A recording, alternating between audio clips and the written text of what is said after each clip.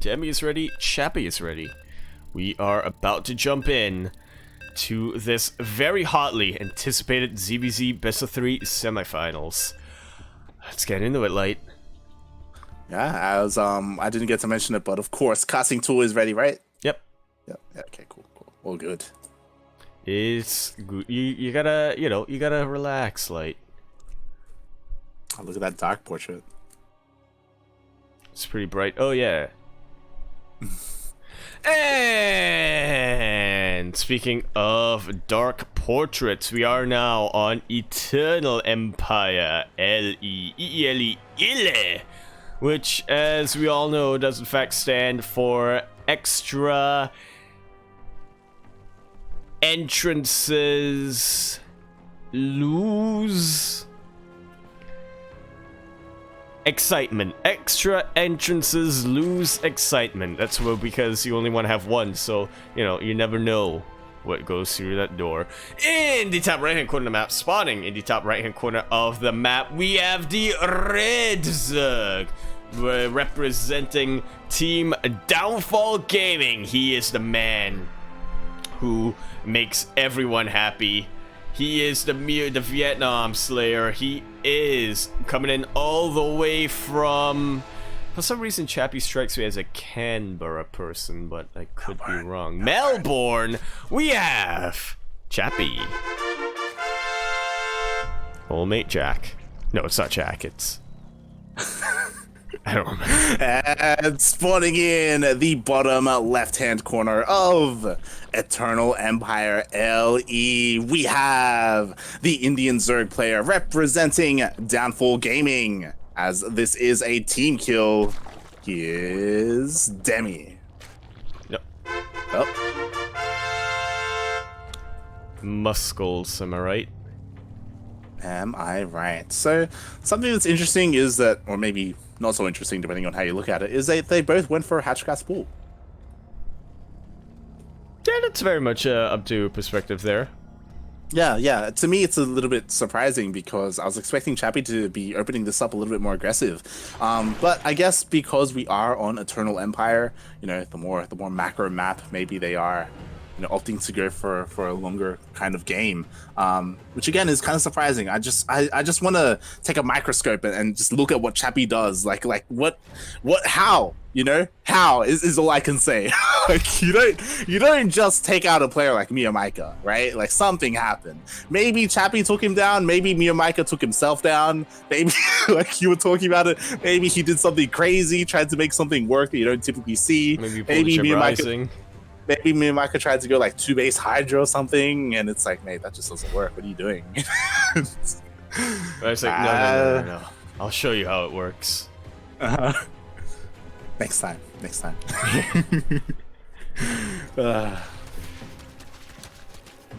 But for now, it is what it is. Nope, never mind. There we see what Chappy go for that Baneling Nest immediately after throwing down that third base. Okay. So both players are going for their third bases, but as you said, Chappy is throwing down that Baneling Nest. Meanwhile, Demi, he is making quite a lot of lings, looking to try and flood across the map and deny the third base of Chappy. But again, backfire? It could, because this is so good for Chappy. He does have that Baneling Nest on the way, so he should have defensive Banelings for his third base. And depending on Demi's control, that could go poorly. Now I've just realized what happened in that series against Miyamika. Miyamika not really known for his Bane control, so maybe that's what happened. Yeah, he pulled one too many Mios there. Alright, Demi is starting to come in. He does see the Banelings. He's going to be trying to snipe them out before he can really get them done. These queens are very exposed, but it looks like they might just live. One of them does go down, and all of the lings of Chappy are gone, but the Banelings do manage to pop in. There's one thing that Demi really likes to do is just try to deny the third base and play out a macro game from there, but yeah, Chappy not allowing it to happen at all. Yeah, so far good control from Demi. He was able to kill a queen and deal some damage there. But with these Banelings, it's gonna be quite difficult to get much else done. Especially because you would expect Chappy to be on point with his control. Yeah, we do see a little bit of a counterattack. Demi, he does spot it though, so he should be okay. Just have to be careful though. And this is what makes it pretty worrisome for the side of Demi. He has not gone into a bailing nest of his own. He is getting roaches now, but how quickly can they get up? And once they get... One, how quickly can they get up? But two, are they really going to be much of a help when, you know, when they get surrounded?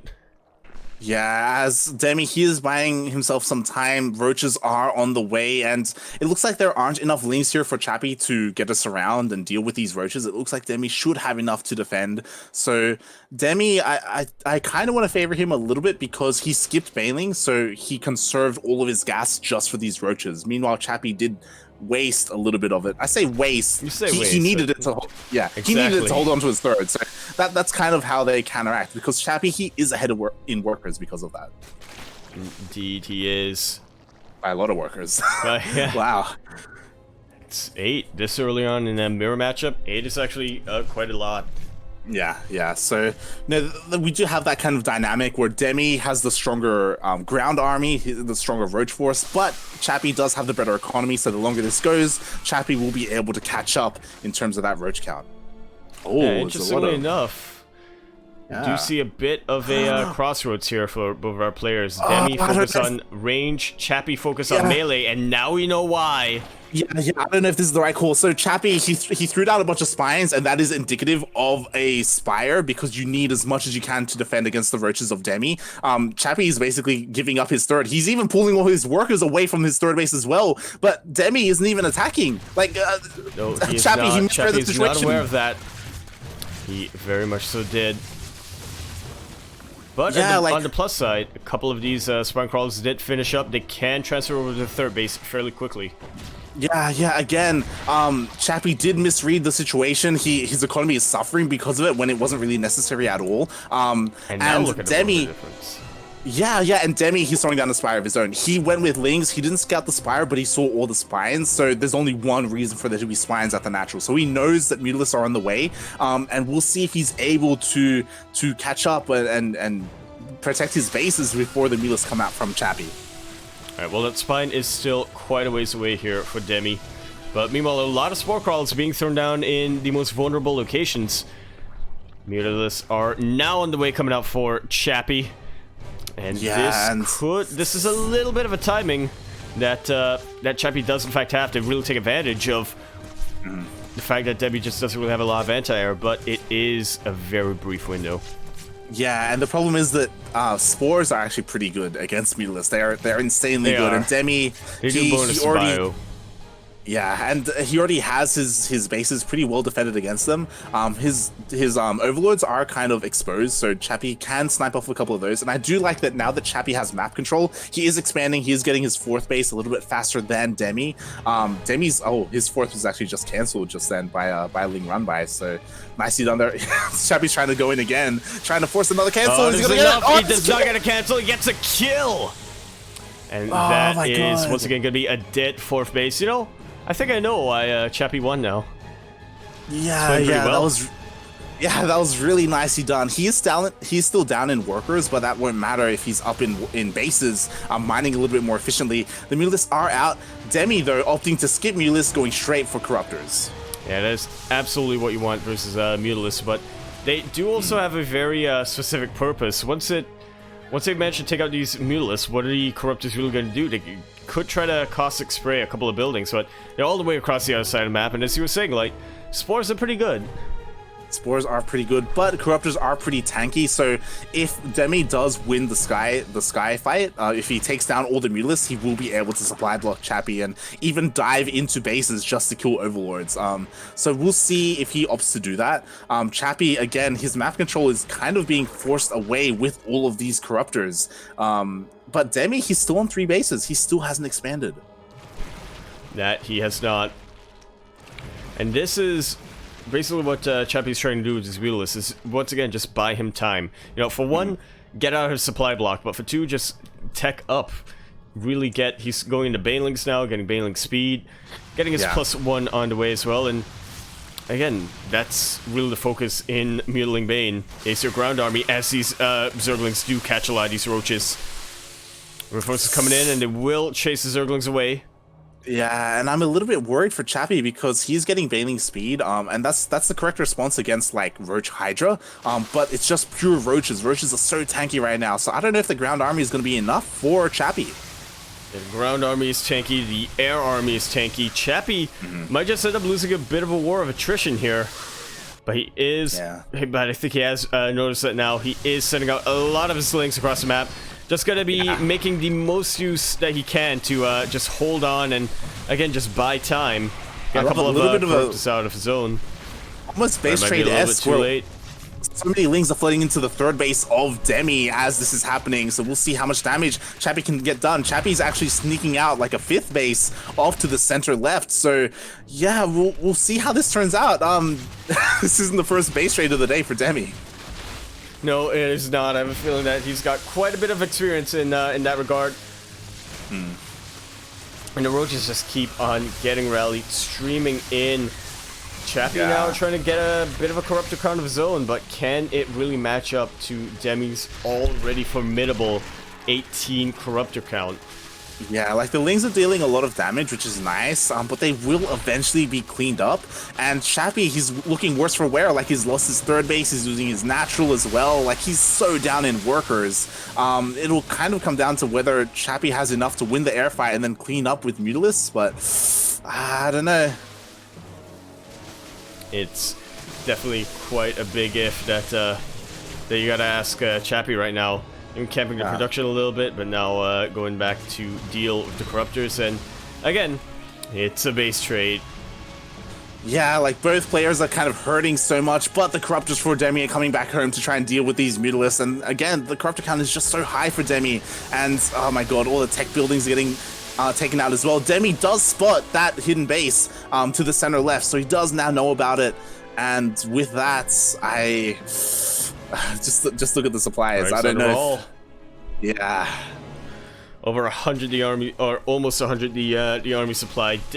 Definitely twice at least the worker supply, and yeah, unfortunately, it looks like Chappy will not be staying in this game for too much longer. He is sending out a couple more run-bys, but they're just going to meet the reinforcing Roaches.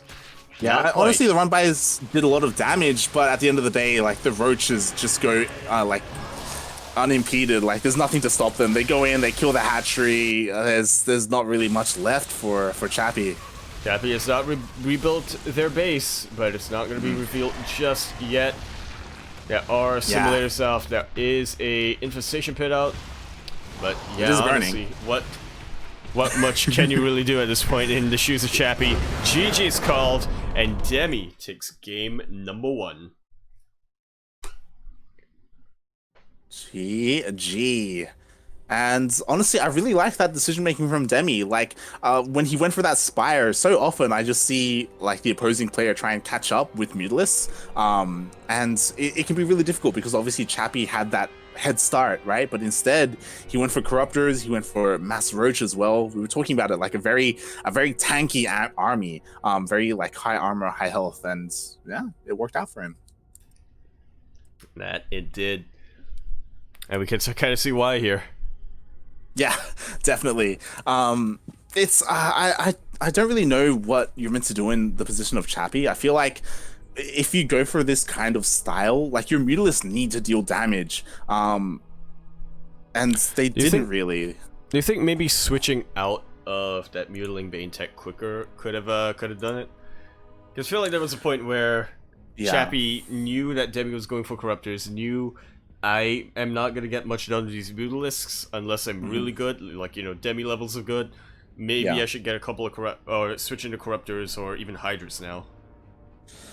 Yeah, I definitely feel like Chappy was a little bit stubborn. Like he had made this composition, and then once he realized what Demi was doing, he stuck with it. You know, he's like, I'm gonna make this work regardless. And you can, but it is just very difficult.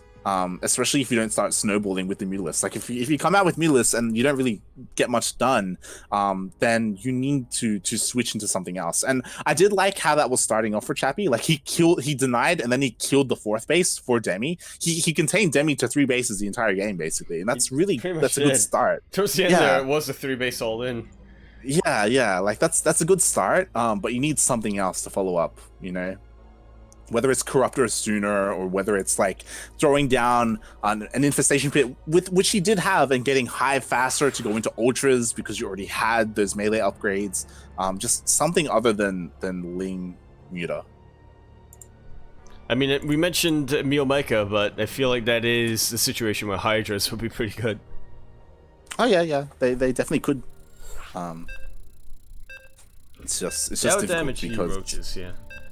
Yeah. It's just difficult because it's difficult to make that choice because you already invested into Spire and your Mutalisk count, and then it's like, okay, well, now I have to switch into Hydras and restart that ground army basically and invest gas into there instead. It's just hard because of how committed you are, right? Exactly. And speaking of committed, we are now going to be loading in onto Everdream LE, ideally Edle, which, for those who are unawares, does in fact stand for evening.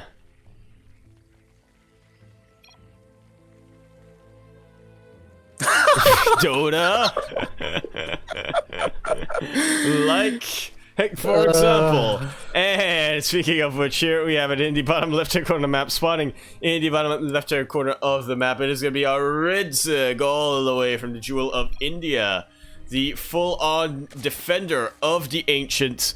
We have the shark himself representing Downfall Gaming. It's Demi.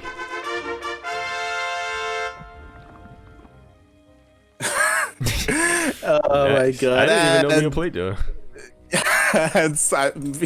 Now he's gonna start. And putting in the top right-hand corner of Everdream LE, we have the Australian Zerg player representing Downfall Gaming. It is Chappy. Gotta be feeling pretty happy to make it to semifinals here, Light. Yeah, definitely. This is, I imagine, his best run, like, period. So, yeah, it's really cool that it is. Yeah, definitely. So it's cool that he's made it this far, especially, you know, leading up to, keep talking about it, the DreamHack qualifiers. That's our very subtle foreshadowing. We are a whatchamacallit. Yeah. And I was just oh, no to a fool. Maybe that's what Chappy did against Mio. I was just checking Twitter actually, and it's a little bit sad. Miyamaka was saying that that he can tell that his skill in StarCraft went down because this past week he's been playing Dota 2. So he's been spending a little bit too much time playing Dota and less time playing StarCraft. There are a few ways to view that, right? You can view it as sad because obviously, you know, you don't want your skill to be deteriorating, or you can view it as happy because now Miyamaka is aware of what he needs to do, so he can set a goal for himself. It's all about perspective. And speaking of perspective, I was surprised that when I looked at the production bar and I looked at that Baneling Nest building, I was surprised that it was Demi. Oh boy, we've got Ling Bane on the way for Demi. It's gonna be done quite faster compared to Chappy, and Chappy's going for a third base. Oh god, this could deal a lot of damage, especially since there will be this window, this opportunity where Chappy won't have any Banelings at all. No, he will not. And even when he does get the Banelings, Demi's gonna have Banelings of his own. He's gonna be dancing that dance, hopefully not pulling a Mio. Yeah, and I'm just trying to see if Chappy has seen this yet. Like, so far, he has no indication. There it is. We do have a couple of links on the way for Chappy, and this third base will at least be cancelled. We'll see if Demi can deal any more damage after this, as he's running up behind us. Can he potentially snowball behind us? A very quick drone pull coming up from Chappy, and a very nice body block here on top of the ramp. Banelings are trying to get in. The wall's not a wall, Light! The wall is not a wall! Why does this always happen? And 12 drones already going down. That was the pattern. Wow.